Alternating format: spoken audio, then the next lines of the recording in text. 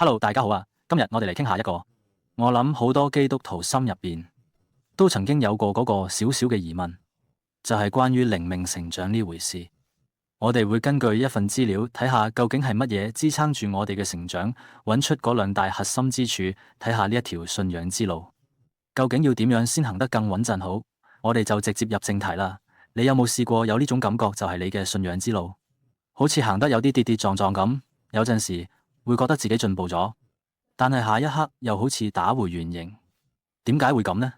其實你唔係得你一個人係咁，呢種感受其實非常非常普遍。而我哋今日睇呢份資料，正正俾到一個好好嘅解釋。你睇呢張圖，我覺得佢簡直係將嗰種感覺畫咗出嚟。我哋嘅靈命成長其實更似呢一條波浪形嘅曲線。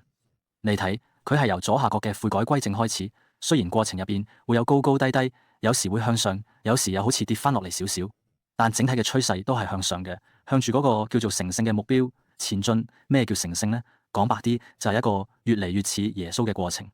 所以如果你覺得好掙扎，真係唔使太擔心，呢個唔代表你行錯咗路。其實正正就係成長最真實嘅樣子。好，咁問題嚟啦，要點樣喺呢一條高高低低嘅路上繼續行落去呢？咁就要講到我哋今日第一個關鍵之處啦，就係徹底嘅個人責任。呢個同我哋點樣睇自己嘅角色有關，同埋我哋做嘅每一個選擇都同我哋點樣睇自己嘅角色同埋我哋作嘅每。首先，我哋要接受一個現實，就算我哋信咗主，有聖靈住喺我哋裏面，我哋都唔會一秒之間就變成完美嘅人。就好似馬丁路德講嘅，咁我哋更加似係喺醫生手中嘅病人，正走喺康復嘅路上。所以我哋會同時好清楚咁意識到自己嘅罪同軟弱，但係同一時間又感受到聖靈喺身邊支持我哋，安慰我哋。所謂嘅成長，就係喺呢種拉扯同張力之中發生嘅。呢度有一個我哋超容易跌入去嘅陷阱，即係卸膊。所以我哋一定要搞清楚呢兩個詞嘅分別，受影響同被決定啊。呢兩個聽落好似差唔多，但係其實係差天共地。我哋可以承認，冇錯，我哋嘅家庭、過往嘅經歷、社會嘅環境，當然會影響我哋。但係決定論講嘅係，你根本冇得揀，一切都係整定嘅。聖經嘅觀點好明顯係唔接受後面呢種講法啦。呢句說話，阿爸食咗酸葡萄，個仔啲牙都酸軟晒。幾千年前，先知以西結就已經喺度問緊呢個問題。其實呢個就點出咗一個，你知唔知由古到今人性入邊一個好常見嘅傾向，就係將自己嘅問題怪落上一代身上，或者怪外在環境。但上帝就係透過先知嚟挑戰呢種心態。佢要強調嘅係，每個人都要為自己嘅行為負責。所以兜咗一圈之後，我哋翻去個核心。第一個支柱嘅重點到底係乜呢？就係呢個身為一個有上帝形象嘅人，一個真正嘅人，就意味住要為自己嘅選擇負起完完全全嘅責任。當我哋想揾各種藉口去為自己嘅行為開脫嗰陣，我哋其實係喺度否定緊自己作為一個人嘅尊嚴同自由。不過淨係講唔做係冇用噶。咁具體嚟講，我哋可以點做呢？以下有5個好實際嘅步驟。我哋可以一步一步嚟睇。第一，放低嗰啲唔切實際嘅幻想，譬如話你夢想成為一個好出色嘅講道者，但你從來都冇花時間去學習。第二，老老實實睇下你每日嘅習慣到底係點，你係有意識咁去作選擇，定係只係跟住感覺走？第三，專注喺而家，唔好一直俾過去嘅失敗困住自己。第四，犯咗錯就承認，而唔係先揾藉口。到最後下定決心，喺每一個要作出選擇嘅關頭，都去尋求上帝嘅旨意到底係乜。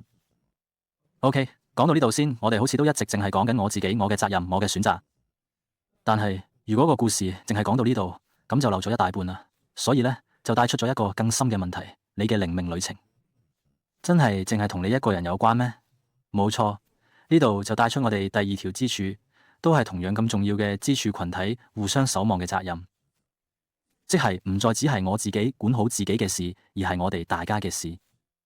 聖經入邊有一個好重要嘅概念，叫做守望者。你聽到呢個詞，可能會覺得嗰啲係舊約先知先講嘅嘢啫，同我有咩關係呢？其實唔係。呢個係一個原則，意思就係我哋被造出嚟，唔係要自己一個人孤孤單單噉生活。我哋都係喺一個信仰群體入邊，需要互相關心，彼此照應，彼此守望。你睇我哋從呢張表就可以睇得好清楚，呢個守望者嘅概念唔係突然之間冒出嚟嘅。其實係貫穿咗成部聖經嘅。你睇，由左邊嘅舊約開始，到中間耶穌嘅教導，再到右邊嘅新約，雖然做法可能有少少唔同，由懲罰罪惡關心有需要嘅人，到後來就強調要彼此相愛，執行教會紀律，但嗰個核心嘅精神一直都冇變過，就係我哋彼此之間都係有責任嘅。好，所以我哋知道啦，守望者呢個概念好重要。咁跟住呢，重點係我哋喺生活入邊要點樣活出嚟，係咪？嚟，我哋而家就嚟睇下幾個具體嘅行動指引。呢度亦都列咗5個方法，你會發現佢同前面講到個人責任嗰5個步驟啱啱好係一個好工整嘅對照。第一，我哋唔單止要關心自己嘅道德，亦都要反對社會上嗰啲制度性嘅罪惡。第二，要打從心底認知到每一個人都同你同我一樣，都係照住上帝嘅形象做嘅，都非常有價值。第三，當我哋見到弟兄姊妹有需要嘅時候，就要真係行動起嚟去回應。第四，當要指正人哋嘅時候，或者面對衝突嘅時候，要記得用愛心同溫柔去處理。最後，亦都係最重要嘅，就係要全心全意去愛，唔單止愛你身邊嘅人，亦都要愛成個群體。好啦，我哋頭先分別講咗個人嘅責任，仲有群體彼此嘅守望呢2個支柱，而家係時候將佢哋砌埋一齊啦，睇下成幅圖。到底係點樣畫呢幅圖？呢個同心圓可以話係將今日講嘅所有嘢都總結晒。你睇最入邊嗰一圈，最核心嗰層，就係我哋對上帝嘅責任，例如敬拜、祈禱。再向外一層，就係我哋對自己嘅責任，包括個人嘅道德操守，作出好嘅選擇。然後最外面嗰一圈，就係我哋對別人嘅責任，例如去做公益、彼此相愛。你睇呢3個圈唔係分開嘅，而係一環扣一環，緊密但連埋一齊，少咗任何一個都唔得。所以講到底，今日最關鍵嘅一個重點係咩呢？就係基督徒嘅生命從來都唔係一場單打獨鬥嘅競賽。我哋被造就係要活喺一個充滿愛嘅群體入邊，互相扶持、互相鼓勵。就好似希伯來書提醒我哋咁，要彼此關心、激發愛心、勉勵行善，而且唔可以停止聚會。呢個唔係得閒先去嘅選項，呢個先係我哋本身被設計成嘅樣式。好，最後等我哋用一個可能喺生活入邊真係會遇到嘅場景嚟收尾。試諗下，如果你遇到一位弟兄姊妹，佢已經返咗教會好耐，但佢同你講信仰係我同上帝之間嘅事，我唔需要群體。你哋唔好嚟煩我。根據我哋今日講過嘅一切，你會點樣用愛心同智慧去回應佢呢？呢個問題冇標準答案，但係呢個問題的確挑戰緊我哋將今日學到嘅嘢實實在在地應用喺我哋嘅生活入邊。